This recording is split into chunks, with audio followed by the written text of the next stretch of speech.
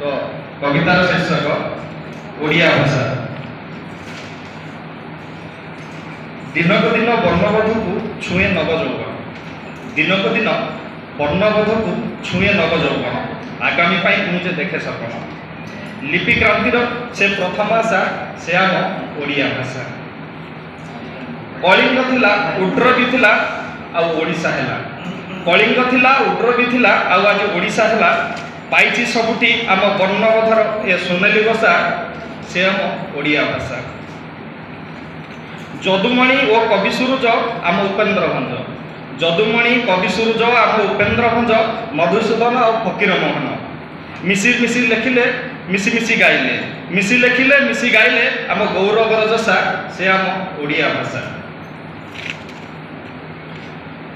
पांच संगात बकुल बने ज्ञान डाकिले ए ओडिया काने, पांच संगात बकुल बने ज्ञान ढालिले ए बकुल बने।